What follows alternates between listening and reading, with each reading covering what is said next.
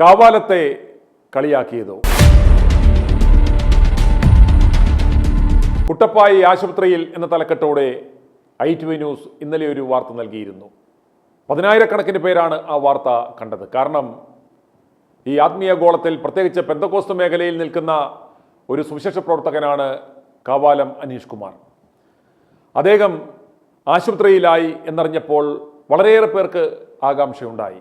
അതുപോലെ ഒരു ആകാംക്ഷയുണ്ടായതിനെ തുടർന്നാണ് ഞങ്ങളും ഇപ്രകാരം ഒരു വാർത്ത നൽകിയത്. കാരണം വിശ്വാസ തീക്ഷ്ണതയുള്ള പെന്തക്കോസ്ത് വിശ്വാസികൾ യാതൊരു കാരണവശാലും ചികിത്സ തേടാൻ പാടില്ല എന്നൊക്കെ തരത്തിലുള്ള അദ്ദേഹത്തിൻ്റെ പഠിപ്പിക്കലുകളും പ്രസംഗങ്ങളും ഒക്കെ ഞങ്ങൾ കണ്ടിട്ടുണ്ട്.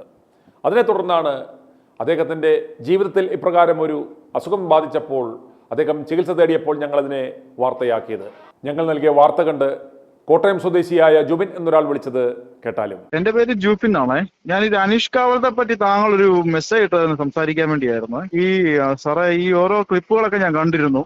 അപ്പം അതൊക്കെ സാർ എന്തിനാ സാറേ ഈ ഹോസ്പിറ്റലിൽ കിടക്കുന്ന ആൾക്കാരെയൊക്കെ വെറുതെ വിട്ടുകൂടെ? സാർ എന്തിനാ ഇങ്ങനെയൊക്കെ ചെയ്യുന്നേ? സാറിന്റെ പല പ്രോഗ്രാമൊക്കെ ഞാൻ കാണാറുണ്ട്. ചിലതൊക്കെ നല്ലതാണ്, എന്നാൽ ചില യോജിക്കാൻ എനിക്ക് താല്പര്യമില്ല. ഞാനൊരു കാത്തലിക് ബാക്ക്ഗ്രൗണ്ടിൽ നിന്ന് വിശ്വാസമാർഗത്തിൽ വന്നതാ, പെന്തക്കോസ്ത് വിശ്വാസമാർഗത്തിൽ. അപ്പൊ ഇദ്ദേഹത്തിന്റെ മെസ്സേജ് ഞാൻ കേൾക്കാറുണ്ട്. പല വിമർശനങ്ങളും അദ്ദേഹം ഓപ്പൺ ആയിട്ട് പറയാറുണ്ട്.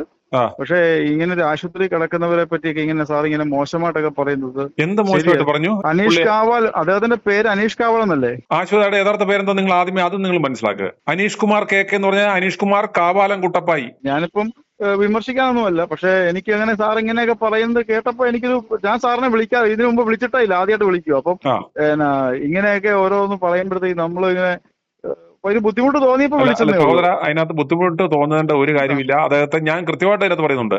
അത് ഇദ്ദേഹത്തെ കളിയാക്കുകയല്ല, അതിനെ നമ്മൾ ഒരു വിമർശന രീതിയിൽ എടുക്കാൻ കാരണം മറ്റൊന്നുമല്ല. ഇദ്ദേഹം പെന്തക്കോസ് വിശ്വാസികളുടെ ഒരു തീവ്രതയും പഴയ പെന്തക്കോസുകാരുടെ ആ വിശ്വാസ തീഷ്ണതയും, അപ്രകാരം ഒരു വിശ്വാസ തീഷ്ണത ഉണ്ടായിരുന്നവർ അപ്രകാരമുള്ള രോഗങ്ങൾ വന്നാലും പാമ്പ് കടിച്ചാൽ പോലും അവർ ആശുപത്രിയിൽ പോകത്തില്ല. അവർക്ക് അത്രത്തോളം വിശ്വാസമുള്ളവരാണ്. എന്നാൽ ഇപ്പോൾ ഉള്ള നമ്മുടെ വിശ്വാസികൾ എന്ന് പറഞ്ഞ്, അതായത് മെഡിക്കൽ കോളേജ് കൈവിട്ട കേസുകൾ പോലും പെന്തക്കോസ് ആരാധനയിൽ വിടുതൽ ലഭിക്കുമായിരുന്നു. എന്നാൽ ഇന്ന് നമ്മുടെ ചർച്ചകളിലെ പ്രാർത്ഥന കഴിഞ്ഞ് നേരെ മെഡിക്കൽ കോളേജിലേക്ക് പോകുന്നു എന്നൊക്കെ തരത്തിൽ ആ വിശ്വാസികളുടെ ആ വിശ്വാസ ശോഷണത്തെ കുറിച്ച് അദ്ദേഹം വളരെ ശക്തമായി സംസാരിച്ച ആളാണ്. അന്നേരം അപ്രകാരം വിശ്വാസ തീക്ഷ്ണത, തന്റെ സ്വന്തം ജീവിതത്തിൽ ഇപ്രകാരം ഒരു പ്രതിസന്ധി നേരിടുമ്പോൾ, ഒരു രോഗാവസ്ഥ വരുമ്പോൾ അതിനെ വിശ്വാസ തീക്ഷ്ണതയോടെ ദൈവത്തിൽ സമർപ്പിച്ച്, ദൈവത്തിൽ വിശ്വാസമർപ്പിച്ച്, പ്രാർത്ഥനയിൽ വിശ്വസിച്ച് തനിക്കൊരു വിടുതൽ ലഭിക്കുമെന്ന് കരുതി അദ്ദേഹം ആ ദൈവത്തെ മുറുകെ പിടിച്ച് അദ്ദേഹം ഒരു വിടുതൽ പ്രാപിച്ചിരുന്നുവെങ്കിൽ അദ്ദേഹത്തിന് ഒരു സാക്ഷ്യം പറയാം. ഇത് കണ്ടോ, എനിക്കിതാ ഞാൻ ഇപ്രകാരം ഒരു യാത്രയ്ക്ക് പോയപ്പോൾ നെടുമ്പാശ്ശേരി എയർപോർട്ടിൽ വെച്ച് എനിക്ക് ഇത്ര ഒരു ബുദ്ധിമുട്ടുണ്ടായി. എല്ലാവരും പറഞ്ഞു ആശുപത്രിയിൽ പോകണം. ഞാൻ പറഞ്ഞില്ല, എന്റെ സർവശക്തൻ, എന്റെ യഹോവ എന്നെ രക്ഷിക്കും, എനിക്ക് വിടുതൽ തല്ലും, എനിക്ക് ഒരു ചികിത്സയും വേണ്ട, ഞാൻ എൻ്റെ കർത്താവിന്റെ കയ്യിൽ സുരക്ഷിതനാണ് എന്ന് അദ്ദേഹം പറഞ്ഞ് ആ വിശ്വാസ തീക്ഷ്ണതയിൽ ഉറച്ചു നിന്ന് അദ്ദേഹം അപ്രകാരം എനിക്ക് എന്തും സംഭവിച്ചോട്ടെ, എൻ്റെ ദൈവത്തിന്റെ കയ്യിൽ ഞാൻ സുരക്ഷിതനായിരിക്കും എന്ന വിശ്വാസത്തോടെ അദ്ദേഹം നിൽക്കുമായിരുന്നെങ്കിൽ അതൊരു വിശ്വാസ തീക്ഷ്ണതയായിരുന്നു. ഒരു ദൈവദാസൻ എന്ന നിലയ്ക്ക് അദ്ദേഹത്തിന് നൽകാൻ പറ്റാവുന്ന, സ്വന്തം ജീവിതം കൊണ്ട് നൽകാൻ പറ്റുന്ന ഏറ്റവും വലിയ സാക്ഷ്യമായിരുന്നു. എന്നാൽ അദ്ദേഹം ഇപ്രകാരം ഒരു ഇഷ്യൂ വന്നപ്പോൾ ആരും അറിയണ്ട എന്ന് കരുതി തൊട്ടടുത്ത ആശുപത്രി ഉണ്ടായിട്ടും അവിടെ ഒന്നും പോകാതെ വളരെ രഹസ്യമായി ഈ ആശുപത്രിയിൽ വന്ന് ഇപ്പോഴുള്ള യഥാർത്ഥ പേരായ അനീഷ് കാവാലം പാസ്റ്റർ എന്ന പേര് മാറ്റി അനീഷ് കുമാർ KK എന്ന പേരും കൊടുത്ത് അദ്ദേഹം അവിടെ അഡ്മിറ്റായി രഹസ്യമായി മിണ്ടാതെ പോയതിനെയാണ് നമ്മൾ ഒരു ഹാസ്യാത്മക രൂപേണ വിമർശിച്ചത്. മറ്റൊന്നും കൊണ്ടല്ല, ആ വിശ്വാസ തീക്ഷ്ണത സ്റ്റേജിൽ പ്രസംഗിച്ചാൽ പോരാ, അത് ജീവിതത്തിൽ പ്രാവർത്തികമാക്കണം. ഇതുപോലുള്ള വിശ്വാസികൾ, വിശ്വാസ ശോഷണം ഉണ്ടാകുന്ന വിശ്വാസികളുടെ മുന്നിൽ അദ്ദേഹത്തിന് ഒരു സാക്ഷ്യമായി മാറാൻ പറ്റണം. എന്റെ ജീവിതത്തിൽ എനിക്ക് ഇതുവരെ പ്രതിസന്ധി വന്നു, എനിക്കൊരു ബുദ്ധിമുട്ടുണ്ടായി, ഞാൻ ദൈവത്തെ മുറുകെ പിടിച്ചതാ, ഞാൻ പ്രാർത്ഥനയിൽ അടിയുറച്ച് വിശ്വസിച്ച് എനിക്കിതാ വിടുതൽ ലഭിച്ചു എന്ന് അദ്ദേഹത്തിന് തല ഉയർത്തുന്നു പറയണമെന്നുണ്ടെങ്കിൽ ഇപ്രകാരം ചെയ്യണമായിരുന്നു. ഞാൻ അദ്ദേഹത്തിന്റെ ഒരാഴ്ച മുമ്പ് അദ്ദേഹത്തിന്റെ ഒരു മെസ്സേജ് ഞാൻ കേട്ടിരുന്നു.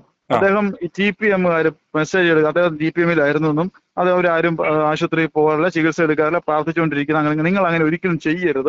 നമ്മൾ ദൈവമാണ് ഹോസ്പിറ്റലും ഡോക്ടേഴ്സിനെയും നേഴ്സുമാരായ മാലാഹമാരെയൊക്കെ തന്നതെന്ന് അദ്ദേഹം പറയുകയും, നിങ്ങൾക്ക് ആശുപത്രിയിൽ ഒരു പ്രഷർ കൂടുവോ, പനി വന്നോ, നിങ്ങൾ മരുന്ന് മേടിക്ക്, തെറ്റൊന്നുമില്ല, അതൊന്നും അല്ല നമ്മളെ വിശ്വാസക്രമം. നമ്മളെ വിശ്വാസം എന്ന് പറയുന്നത് നിത്യതയിൽ ചെന്ന് ചേരുക എന്നുള്ളത് ഞാൻ വ്യക്തതയോടെ കേട്ട അതിന്റെ ഒരു ഭാഗം സാറെടുത്ത് ക്ലിപ്പായിട്ട് ഇട്ടിട്ടുണ്ട്. ഞാൻ അതിനകത്ത് കൃത്യമായിട്ടും അദ്ദേഹം സംസാരിച്ച ഞാൻ അത് കേട്ടതാണ്.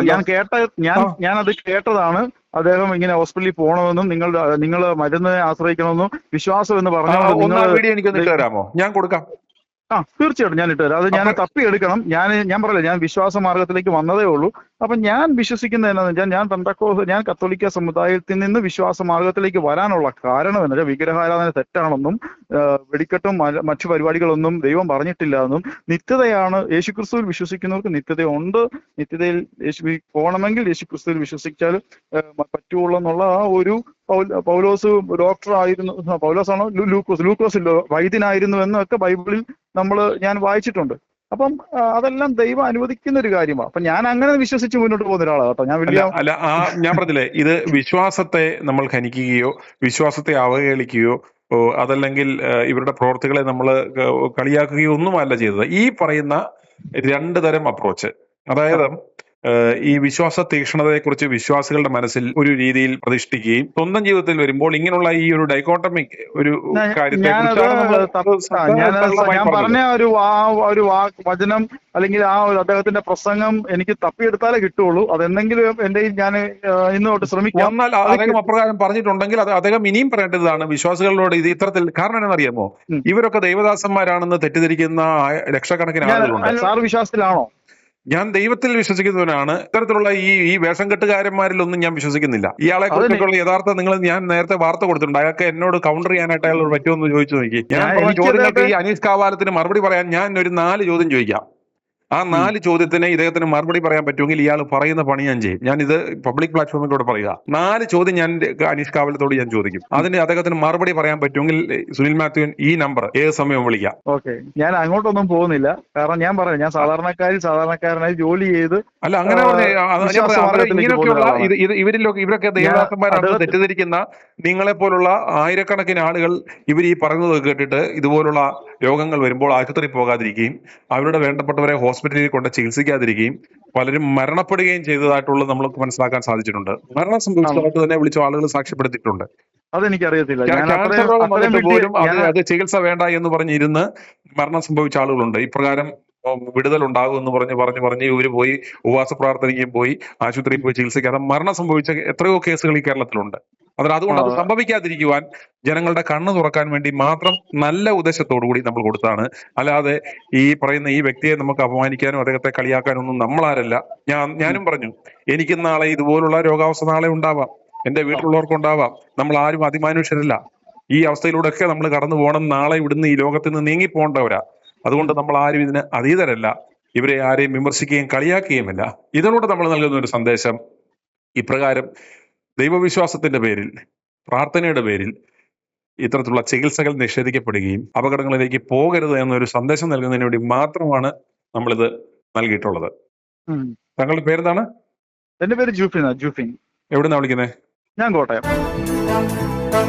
i2i news, an eye for truth. i2i news subscribe ചെയ്തിട്ടില്ലാത്തവർ ഇപ്പോൾ തന്നെ സബ്സ്ക്രൈബ് ചെയ്യുക. നോട്ടിഫിക്കേഷൻ ലഭിക്കുവാൻ ബെൽ ബട്ടണും അമർത്തുക.